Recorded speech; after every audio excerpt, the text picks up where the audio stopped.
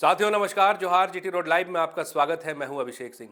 साथियों 20 सितंबर कुर्मियों का रेल टेका डहर छेका आंदोलन। आपने देखा किस तरह से तमाम रेल के पहिए ठहर गए, चाहे वो बात उड़ीसा की करे, चाहे वो बात झारखंड की करे, चाहे वो बात बंगाल की करे। और इसके विरोध में एक उबाल, एक बवाल आपने देखा जो आदिवासी समुदायों के द्वारा दिखा, जिसमें आप देखिएगा कभी राजभवन को घेरा गया, कभी रैलियां की गई, कभी महाधिकार रैली और महाजुटान हुए कि किसी भी सूरत में जो है हम कुर्मियों को एसटी का दर्जा नहीं देने देंगे। इसमें आप देखेंगे कि दो फायर ब्रांड नेत्रियां उभर कर सामने आई। जी हाँ, आपको बताने की ज़रूरत तो नहीं है, फिर भी नाम ले लेता हूँ। निशा भगत और ज्योत्सना किरकिट्टा। आप इनके भाषणों को देखेंगे, तमाम वक्त के साथ ये कहते गए कि हम अकेले 100 पे भारी हैं, और ये भी कहते गए कि किसी भी सूरत में हम कुर्मियों को आरक्षण नहीं लेने देंगे। मामला धीरे धीरे बदलता भी गया वक्त के साथ। आदिवासी समुदाय में आप देखेंगे कि दो भाग भी बनते गए, जिसमें एक तरफ धर्मांतरित आदिवासी हुए, एक तरफ सरना आदिवासी हुए। इन तमाम चीज़ों को देखते हुए अभी हाल फिलहाल में बीते जस्ट 1 से 2 दिनों के अंदर में जमशेदपुर में महाधिकार रैली थी। आपने इसका वीडियो पहले भी हमारे चैनल पे देखा होगा। हमारे वरिष्ठ पत्रकार सहरोज कमर जी ने उस वीडियो को किया था। उसमें जो कुर्मी मंच के नेता थे, उन्होंने बड़े ही जोरदार तरीके से एक प्रहार किया फायर ब्रांड नेत्री ज्योत्सना किरकिट्टा पे।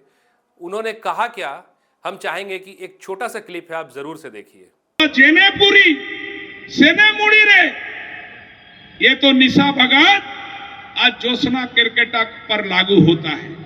इसलिए निशा भगत की मां वो तो ईसाई है, और ईसाई के बेटी ईसाई ना होगा।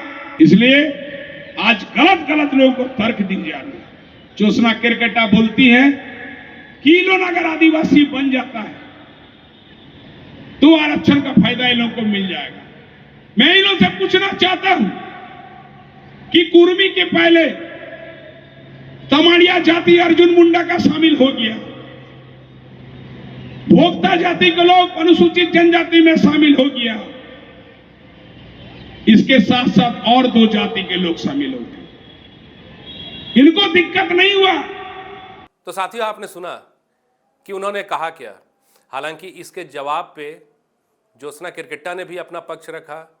हालांकि पहली बार आप देखेंगे कि वो बहुत ही शालीनता के साथ अपनी बातों को रखती आई।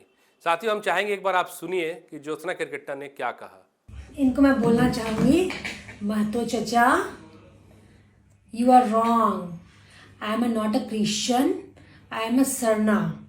और मैं सभी जाति धर्म समुदाय का सम्मान करती हूँ, चाहे वो जो भी रिलीजन हो, सबों का मैं सम्मान करती हूँ, सबों के भगवानों का मैं सम्मान करती हूँ। और मेरी लड़ाई किसी के जाति और धर्म से नहीं है। मेरी लड़ाई आदिवासियों के आरक्षण और सभ्यता संस्कृति और उनकी जो भी आरक्षित सीटें हैं, जो भी आरक्षण है, उनमें जो हिस्सेदारी मांगेगा उनसे मेरी लड़ाई है। क्योंकि वो सब करने के लिए हमारे पूर्वज ने लड़ के वो चीज़ लिया है, ठीक है, उस चीज के लिए बलि दी है, तब हमें वो चीज मिला है। और आज आप हिस्सेदारी मांग रहे हो तो उसका हम पुनर्जोर विरोध करेंगे। आप हिस्सेदारी मांगना बंद कर दीजिए। देखिए आदिवासी और कुर्मियों का जो भाईचारगी था वो दोबारा बना रहेगा। आप हिस्सेदारी मांगना बंद कर दीजिए, हम फिर से एक साथ रहेंगे आदिवासी मूलवासी की तरह। इसलिए मैं फिर बोलूंगी, चाहे भी किसी भी धर्म से हो, मैं सभी धर्मों का सम्मान करती हूँ, सभी रिलीजन को मैं रिस्पेक्ट देती हूँ। और हमारी लड़ाई किसी भी धर्म और जाति से नहीं है। मेरी लड़ाई अपने संविधान और अपने आदिवासियों की अस्मिता संस्कृति आरक्षण को बचाना है, जिसमें हम हिस्सेदारी किसी को नहीं देना। मैं पुनः बोल रही हूँ, आई am not a Christian, I am a Sarna, ठीक है। यू आर रॉन्ग चचा। धन्यवाद। जय जोहार, जय झारखंड। तो साथियों सुना आपने ज्योत्सना किरकिट्टा ने कहा क्या है। साथियों वक्त के साथ जिस तरह का एक उबाल, एक आक्रोश आपको शुरुआती दिनों में दिखा होगा, क्या अब ऐसा नहीं लग रहा कि धीरे धीरे ये जो आक्रोश है, ये जो उबाल है, ये कम होता जा रहा है। हालांकि अब सभाओं में भी उस तरह की भीड़ नहीं होती जिस तरह की पहले हुआ करती थी।